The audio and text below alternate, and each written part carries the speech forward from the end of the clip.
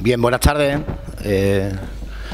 Bienvenidos a todos y a todas a este acto de presentación del libro de Pepa Caro. Quiero agradeceros vuestra presencia en este acto, pero especialmente quiero también agradecerle a Pepa que nos haya visitado y que nos haya traído este regalo. Sabéis que a mí me gusta ser sincero en las presentaciones de los libros y tengo que serlo hoy también. He dicho regalo porque es un libro escrito por una mujer, escrito en femenino. Es un libro con mucha presencia de mujeres y creo que además esa presencia está muy lograda.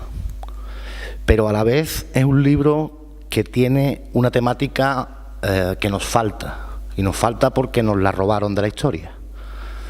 Es un libro de aquellos andaluces de los que no se habla, de los andaluces de Al-Ándalus. Y viniendo de alguien que vive en Arcos, con un pasado, evidentemente como los asidonenses, ¿no?, con un pasado árabe también, como parte de su herencia cultural y bueno, en fin, de nuestra herencia cultural, de agradecer doblemente. Primero, que sea una mujer quien escriba un libro fundamentalmente de mujeres y también que escriba en torno a ese exilio que tuvieron que vivir los hombres y las mujeres de Al-Ándalus. En este caso no es un exilio forzado, ¿no? Es un viaje más que un exilio, pero hace que funcionen bien los personajes que además están ligados en torno a una temática que es difícil de tratar cuando se escribe y que también denota que la autora es poeta. Es decir, es un libro en prosa, pero que tiene martillazos algunos muy afinados de poesía, ¿no? Y gira en torno al amor. Es decir, el amor como concepto no monolítico, sino como concepto multipolar, ¿no? Como algo abierto y como algo transversal a lo largo de toda la narración, ¿no? A mí me ha gustado mucho el libro. Yo he tenido muy poco tiempo para leérmelo.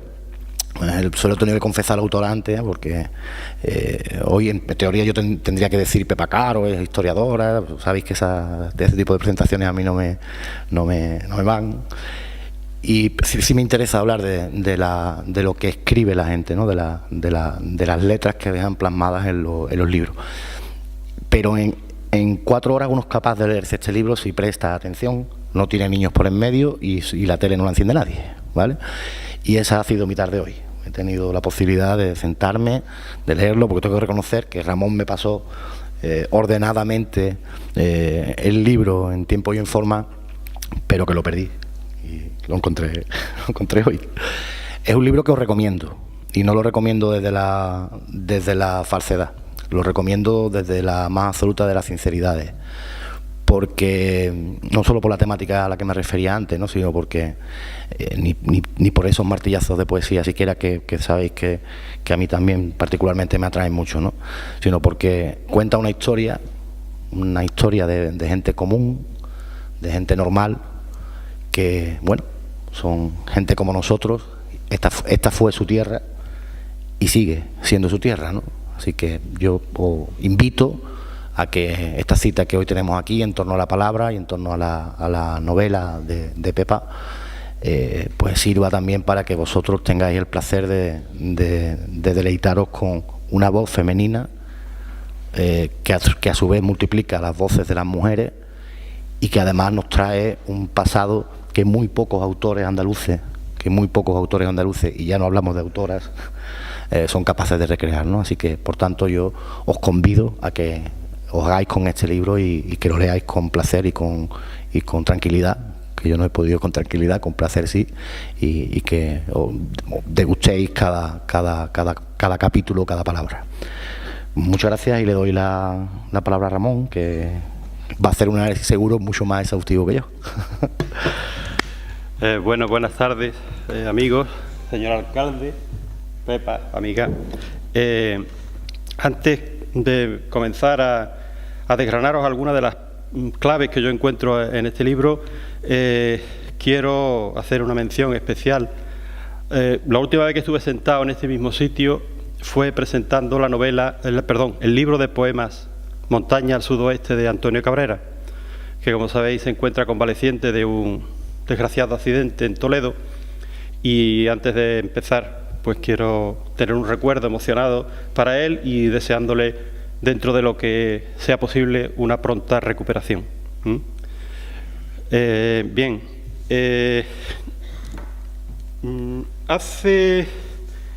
También en este mismo lugar, hace ya unos 20 años, Pepa, siendo por aquel entonces delegada provincial de Cultura, vino hasta Medina para intervenir en la presentación de mi segunda novela, Tardes sin orillas. Lo hizo como amiga y hoy yo tengo la ocasión de devolverle ese mismo gesto de amistad. Y por eso estoy aquí hoy invirtiendo los papeles para presentar su novela El exilio de Zainab. Se trata de la primera incursión narrativa de esta mujer que es ante todo poetisa diré, ya Fernando lo ha anticipado, con el riesgo de caer en la nota pedante por no apartarme de lo políticamente correcto. Poeta o poetisa enamorada de los paisajes entrañables de esta tierra que la ha visto nacer, crecer y madurar, y también en los paisajes interiores donde todo lo humano, lo propio y lo ajeno, palpita y brota. Pepa, Fernando no lo ha querido decir tampoco, tiene publicado varios libros de poesía y es eminentemente poeta. Estoy presentando aquí, pues, la novela de una mujer que ama tanto la poesía, que dejándose llevar por ese amor, ha impregnado su narración de su incontenible aliento poético. Porque desde ya os digo que El exilio de Zainab es una narración poética de la vida de su protagonista en forma autobiográfica. Conocer de primera mano al autor, autora en este caso, del libro que lees te hace pagar un precio. En ningún momento puedes dejar de ver a la mujer real que trata de ocultarse o de dejarse entrever bajo el disfraz del personaje, y eso dificulta el dejarte atrapar plenamente por la trama de la ficción. No sé hasta dónde Pepa ha querido dejar patente este juego de simulación y evidencia, quizás no lo quiera desvelar a continuación, pero yo a cada paso adivino la voz de la mujer de carne y hueso que expresa en forma lírica sus propios sentimientos, voz solo levemente distorsionada con la del personaje inventado que narra su peripecia personal. Así que partiendo de este juego de voces entrelazadas, voy a mostraros lo que pienso que son algunas de las claves del libro. La acción se localiza cronológicamente en el periodo de esplendor cultural del Al-Ándalus. Pepa nos desgrana su narración sobre ese fondo histórico difuminado de aquel reino árabe de ciudades esplendorosas como Córdoba, Granada y Sevilla, una sociedad polifacética propiciada por el flujo comercial y cultural de los contactos con el norte de África y el tránsito marítimo en el Mediterráneo. En ese marco se desarrolla la peripecia personal de la protagonista, Zainab, nacida en la ficticia ciudad de las murallas, cómo impedir que la imagen de Arcos no se venga a la conciencia. Tras enviudar, se ve obligada al exilio a causa de las turbulencias bélicas internas del régimen andalusí. Marcha a Sevilla y desde allí lo hará nuevamente a Egipto en compañía de su segundo marido, el hombre que la ayudará a rehacer su vida rota. No resulta difícil hacer un resumen del argumento porque la trama novelística no es el objetivo prioritario de nuestra autora. Ella me corregirá si me equivoco. La trama solo le ha de servir de pretexto para dar ocasión a la protagonista que narra, más bien escribe en primera persona, de expresar ese caudal de emociones que le producen el hecho de estar viva y todas las circunstancias, favorables o amargas, placenteras o dolorosas, que teje el propio hecho de existir. Es ahí entonces donde escuchamos a la joven protagonista recordando a la madre maestra y a su padre comerciante de libros, especias y tejidos, describiéndonos su ciudad, su alcázar y su mezquita, y sobre todo la casa familiar donde disfrutó una infancia feliz en aquel patio de flores. aquella casa con su pozo de alma oscura, con su establo y su corral y sus terrazas y su terraza con vistas al río. Nos hablas, pues, de más de 1000 años atrás, pero de un paisaje urbano y rural que, deteriorándose por desgracia cada día, todavía hoy conservamos, cuando menos, la mejor parte en la memoria. Otro aspecto, quizás el más importante de la novela, es el de la descripción del proceso íntimo de la toma de conciencia por parte de Zainab de su frágil condición femenina, en un mundo trazado por las líneas de dominación y poder del pensamiento masculino. Aquí es donde la novelista ha de enfrentarse al mayor reto de la confección de su historia. Su protagonista no puede defender una postura femenina, o más concretamente feminista, porque eso hubiera repercutido muy desfavorablemente en la ficción, hasta el punto de acabar con la credibilidad del personaje. Pepa es consciente de que 1000 años atrás resultaba impensable que cualquier mujer, por muy cultivada que estuviera, por muy tolerantes e instruidos que fueran su padre y los hombres que le depararan su destino, y Zainab contó con ambas cosas, pudiese poner en cuestión la autoridad masculina y propugnar una igualdad que distorsionaría no solo los fundamentos históricos, sino también los propiamente artísticos del relato. Por tanto, la protagonista debe tomar el camino de la discreción, el sometimiento callado, aunque no por ello menos sincero, a los imperativos culturales y religiosos de la época y tratar de aprovechar los resquicios que esta sociedad fuertemente jerarquizada les ofrece a las mujeres para proclamar su necesidad de ser mujeres, para propagar este mensaje hasta donde les fuera permitido y, sobre todo, conservarlo para las generaciones venideras, conscientes de que se trata de una labor de siglos. Por eso la novela adopta la forma de relato autobiográfico pensado para que su nieta pueda leerlo algún día e igualmente transmitirlo. En este aspecto es fundamental la figura de Fátima, la mujer amorosa que la acoge en Sevilla durante su exilio. Fátima es una mujer delicada y comprensiva, pero esto no le impide sostener con fuerza sus más íntimas convicciones. Fátima ha hecho de su casa un lugar de acogida para las mujeres que el destino caprichoso ha querido dejar solas. La soledad, mal destino para las mujeres que, si poco eran bajo el poder del marido, no significaban absolutamente nada sin contar con la protección de un varón. En esa casa, Zainab aprende a valorarse por sí misma, adquiere el orgullo de ser mujer, por tanto de ser humano, y se implica en la tarea difícil, secular, de contagiar a las demás mujeres esos mismos sentimientos de autoestima y fe en sí misma. En esa casa santuario, donde se lleva a cabo una labor de tipo terapéutico, psicológico, por parte de Fátima y el resto de mujeres maltratadas por la vida, y donde aflora el valor auténtico de compartir las desgracias. Fátima, ante las mujeres que acogen su propia casa, critica duramente las condiciones sociales tan desfavorables para las mujeres y propicia debates sobre el origen de la esclavitud femenina. Frente a la creencia que se les ha inculcado acerca del pudor y la decencia femenina como precepto religioso, ella replica que las aleyas del Corán que obligan a las mujeres a permanecer encerradas en las casas, a ser parcas en adornos, a rezar y obedecer a Dios, solo se refieren a las mujeres del profeta, pero que el resto de los hombres se han hecho suyas con base a su superioridad física y a la necesidad de ganarse el respeto de los demás hombres, para condenar a las mujeres a la preservación de su propia castidad, aunque ellos no la respetaran en otras, y a utilizar sus esposas para su provecho y su placer. He tomado como ejemplo de discurso, como ejemplo de discurso moderno de Fátima, chirriante, difícil de creer para la época, pero insertado con delicada inteligencia por parte de Pepa en el marco cultural que constituye el trasfondo narrativo. Pienso que con éxito. También aquí resulta muy complicado no reconocer a la autora bajo la ropa del protagonista. Pepa ha sido y es una mujer comprometida con sus ideas. Ahora las defiende en la ficción, pero esto ha sido tras muchos años de pelear en el barro político.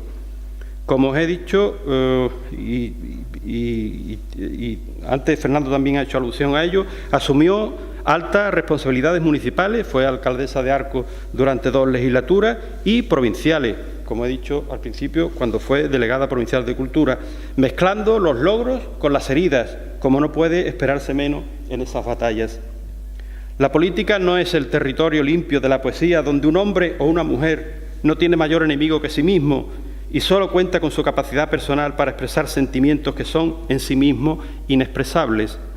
La política es campo de batalla donde resulta complicado distinguir a los amigos de los enemigos, y ahí es fácil encontrarse cara a cara con esos hombres que son como animales de bocas pútridas y colmillos afilados, que no tienen nada en la cabeza sino la cornamenta con la que embestir contra el talento, desconfiando siempre de la sabiduría y arremetiendo contra lo que no entienden y sin saber que no saben lo que no saben.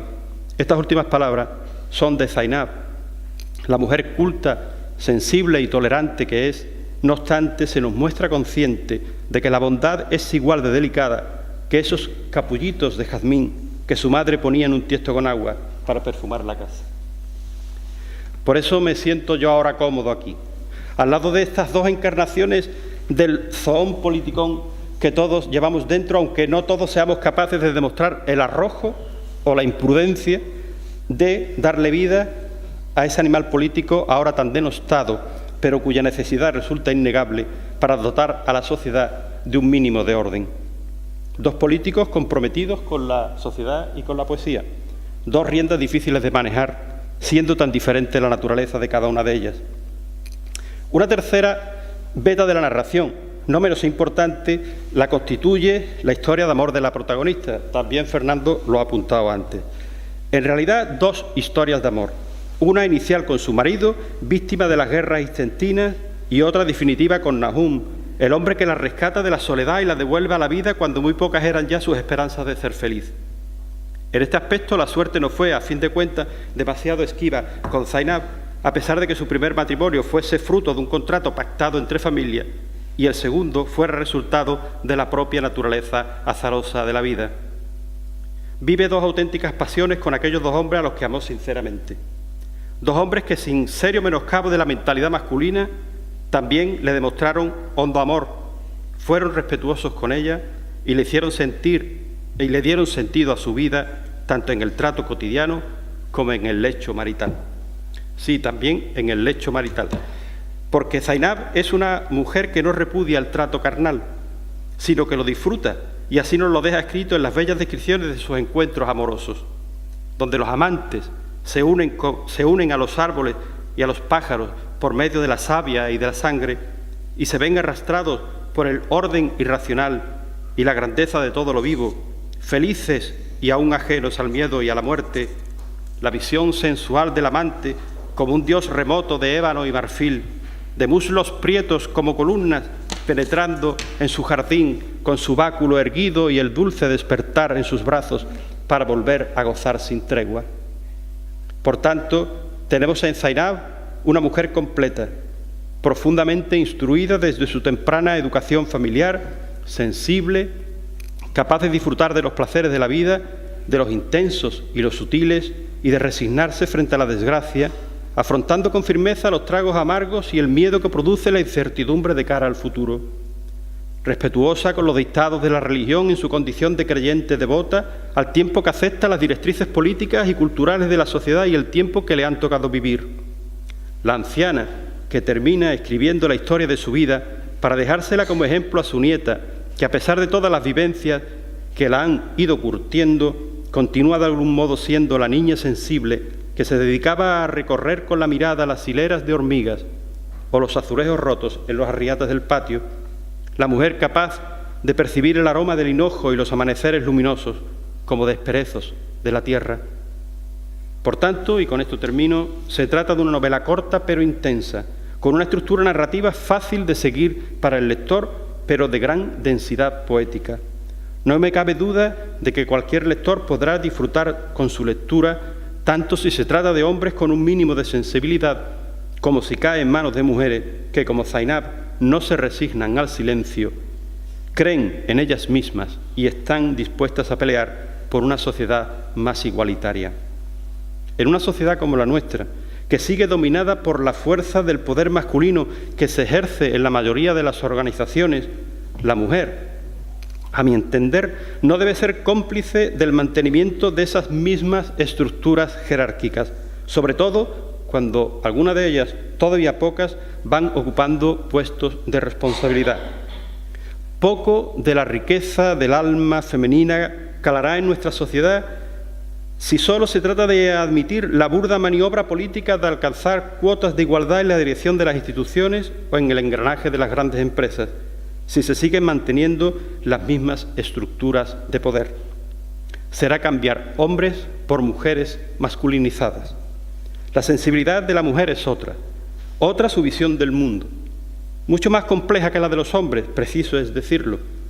Y sobre esa complejidad añadida es sobre la que hay que construir esa otra sociedad donde todos seamos iguales y donde el respeto impere no solo entre unos y otros, independientemente de su género o de su raza, sino también con respecto a esa tierra común que nos nutre y nos acoge. Gracias, Pepa, por regalarnos esta novela donde intuyo y hasta sé que hay tanto de ti, de tu sensibilidad, de tus ideas, de tu valor para pelear por ellas. Esperemos que no haya que esperar otros 1000 años para ver cumplidos los deseos de Zainab, ni tampoco que esperar otros 20 para que volvamos a encontrarnos de nuevo en estos trances felices donde buscamos y a veces hasta encontramos un poco de sentido a nuestras vidas. Muchas gracias. No. Buenas tardes a todos. Muchísimas gracias por acompañarnos en esta tarde en Medina, uno de los pueblos más bonitos, que más me gustan, con el mío. Y con él, bueno, he pasado días muy bonitos aquí, he pasado momentos muy agradables y para mí es un placer estar aquí con todos ustedes. Muchas gracias, alcalde, por tus palabras y bueno, por haber pensado también que este sitio era el adecuado para tener esta pequeño encuentro, ¿no?, con la gente de Medina. Y Ramón, yo no sé ni qué decirte, te tendré que convidar cuando salga. Bueno, quiero decir que me ha encantado lo que ha dicho, me ha encantado cómo ha reflexionado sobre el libro. Yo creo que no lo hubiera dicho yo mejor que tú, todo lo que has dicho del libro. Muchas gracias, Ramón, de verdad. Me ha encantado tus palabras y me las tiene que dar que las guarde. Bueno, pues Ernesto Sábato decía que el progreso humano no debe desprenderse de la palabra poética, de lo que es el verbo poético, la manifestación poética de los seres humanos, porque también esa parte de la espiritualidad es necesaria para la convivencia y para la serenidad y para la tranquilidad de las personas, ¿no? Y yo me acordaba esta tarde de eso porque cuando yo empecé a escribir este libro, que era mi primera incursión en la prosa, se nota mucho que es una prosa poética, que tiene mucho de poesía, pero también es una manera de escribir con la que yo me siento cómoda, con la prosa poética.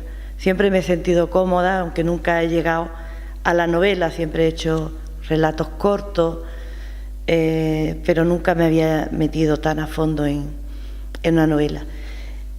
Una novela corta, al fin y al cabo, pero novela, ¿no? Y este libro, es verdad, lo que dice Ramón, tiene mucho de mí también, porque la memoria no descansa, la memoria siempre está ahí. Y uno tiene muchos recuerdos. Mi madre, por ejemplo, por las tardes cogía los capullitos de jazmines, todavía no estaban abiertos, los echaba en un platito con agua y al atardecer aquello se abría y perfumaba toda la habitación. Es algo que también hacía en la época musulmana, que se ha hecho durante mucho tiempo y que, como es verdad que las tradiciones se van manteniendo, no sabemos desde cuándo, pero se van manteniendo, pues ese momento de recuerdo de mi madre está aquí también en el libro, como otras tantas cosas, ¿no? Y es un libro que, es verdad, podía haber cruzado un camino erróneo si me hubiera hecho una manifestación de feminismo, un alarde de feminismo, con las mujeres de una época en la que el feminismo no existía.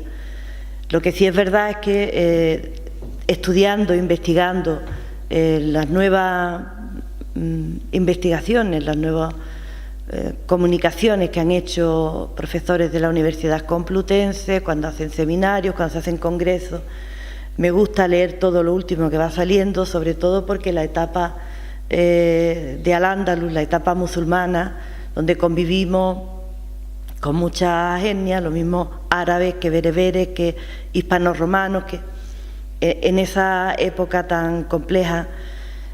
Ahora, afortunadamente, tenemos muchos más arabistas, tenemos más investigación española.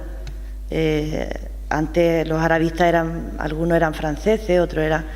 Pero es verdad que España se ha preocupado poco de esa etapa, de actualizarla, de investigarla, como se merecía hasta hace relativamente poco tiempo.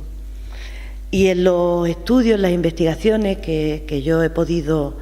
las que yo he podido trabajar, es verdad que estamos asistiendo a una sociedad patriarcal con uno casi inamovible, muy férrea, ¿no? Donde el hombre, la mujer custodia el hogar y los hijos, al hijo hasta la pubertad, la hija hasta que se casa, y todo depende del hombre, ¿no? La mujer no puede viajar sola, tiene que ir acompañada, está más recluida en el hogar, pero es verdad también que en Al-Ándalus hubieron mujeres maestras, hay investigaciones que demuestran que había muchas mujeres también poetisas, incluso calígrafas, o sea, mujeres que sabían copiar con una caligrafía difícil, copiar los libros y luego saber interpretarlos, ¿no? Entonces, todo este tipo de investigaciones sobre las mujeres cantoras, las mujeres maestras, había 3 mujeres en Sevilla, las 3 maestras, una de ellas no se casó nunca, difícil en aquella época porque que una mujer no se casara, otra de ellas solo enseñaba a niños, no a adultos, pero también había otra que daba clase, pero a adultos, a niños, a todo el mundo. Las 3 hicieron el viaje de la peregrinación fuera de Al-Ándalus, cosa que también era difícil. Es verdad que eran de buena posición, eran de raza árabe y eran mujeres cultivadas, y normalmente las mujeres cultivadas en esa época era o bien por la nobleza y por supuesto por su estatus económico, o bien también porque los padres fueran personas con bastante intelectuales, con bastante cultura, que no tenían hijos. Entonces depositan en las hijas todos los conocimientos, y eso ocurre a lo largo del periodo larguísimo que ocupa Al-Ándalus en bastantes ocasiones, ¿no? Hay una anécdota de una mujer que era la mujer del cadí de Loja, del pueblo de Loja de Granada. Cadí era como un jurista, ¿no?, de aquella época, y cada vez que tenía que hacer una sentencia, pues iba y le preguntaba a la mujer que sabía más que él del tema.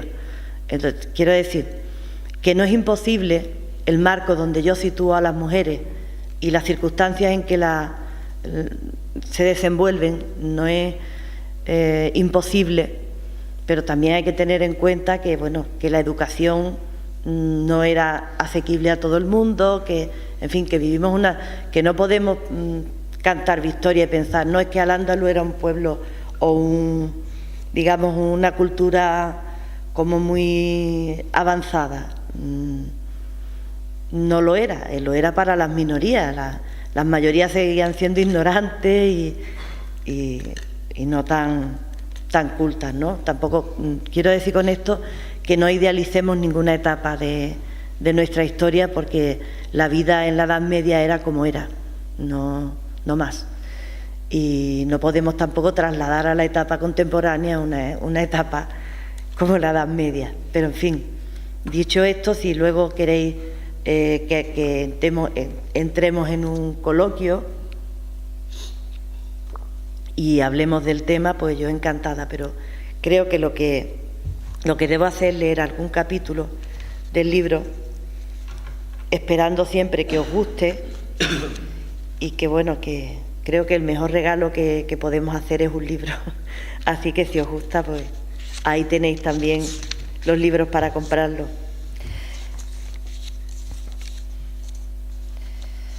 Voy a leer este capítulo que se llama El amado.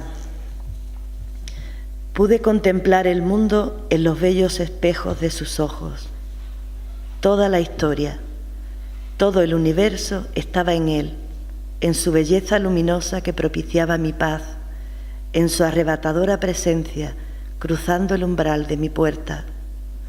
Lo recibí como merecía, castamente velada, virgen asustadiza, con un corazón puro que iba sospechando el amor, casi rozándolo sin entenderlo. Así me fundí en su fuego corporal, dulcemente, como las uvas en la plenitud del sol. Penetró en mi alma con sus ojos entornados, negros como las aceitunas del huerto, soñadores como si recién descubrieran la luz, y su boca también fue un balcón por donde asomaba mi alma. Oh amado, que cerca estuve de Dios mientras me amabas, que cerca del universo que me has mostrado. Tuve una patria amable donde descansabas de todos los caminos, pequeña y cotidiana alcoba, confortable lecho para extasiarnos, y mi cuello, bajo el calor de tu axila, fue descubriendo los misterios de la intimidad con varón, los gemidos del gozo. Oh querido Ibrahim, ya solo tengo tu amor, pero me falta la vida. Este es uno de los capítulos y os voy a leer. Sí, bueno, también tengo que contar que cuando estaba escribiendo este libro estaba leyendo mucho la poesía sufí, la poesía mística y por supuesto a San Juan de la Cruz, que es uno de los místicos españoles más importantes que tenemos, ¿no? Entonces voy a ver si leo otro capítulo.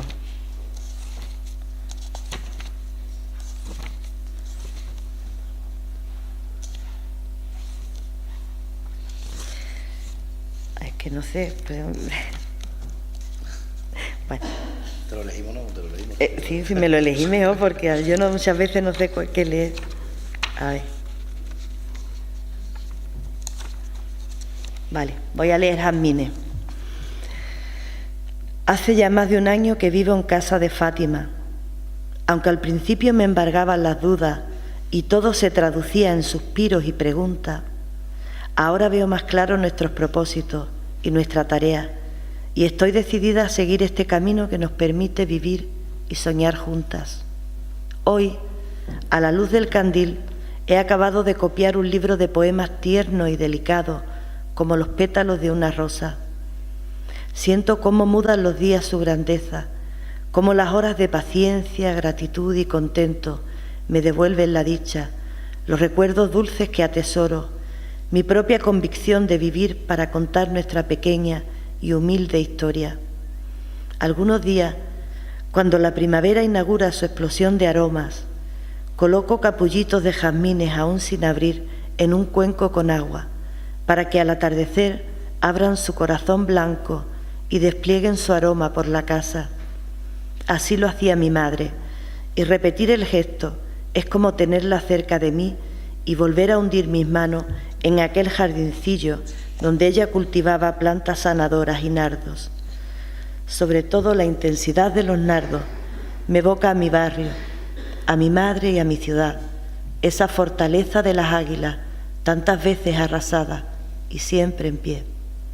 Durante este periodo de tiempo he enseñado a 2 hermanas caligrafía y he aprendido el valor de la danza gracias a una de mis hermanas, que fue Yarilla, es decir, esclava de placer. Sus movimientos, sus cadencias son liberadoras y la música del laúd mece nuestros cuerpos enaltecidos y poderosos como esfinges. Fátima es una mujer influyente y respetada en la corte y siempre consigue sus propósitos, favores especiales que nos ayudan a impulsar nuestras redes sin levantar sospechas. Ahora somos más mujeres. Algunas nos visitan con discreción, despliegan su complicidad fuera de esta casa y transmiten nuestros conocimientos a otras mujeres necesitadas de ayuda. Somos cautelosas. No queremos que los hombres piensen que somos un peligro para sus esposas, y ellos son desconfiados con las mujeres siempre. Con todo, y a pesar de las dificultades, llevamos la paz a muchos hogares y derramamos nuestra luz sobre ellos.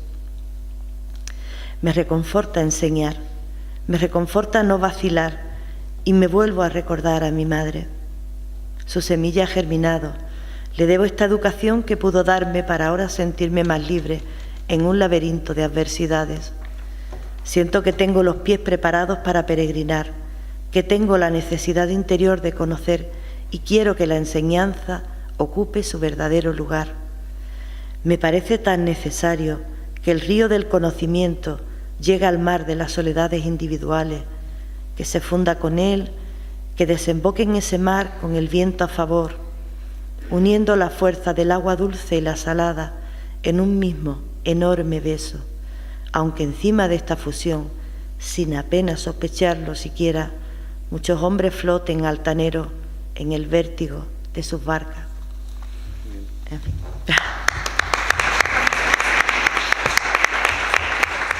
Pues muchas gracias, Pepa, por la lectura, por la presencia, por la amistad que intuyo que a partir de hoy va a unirnos. Y gracias a todos vosotros y vosotras por haber participado en este acto, ¿no? Hoy creo que lo que decía al principio vuelvo a matizarlo. Pepa nos trae un regalo y espero que podáis disfrutar de él. Así que muchas gracias y estás en tu casa. Por mucho que hayas venido a Medina, muchas gracias.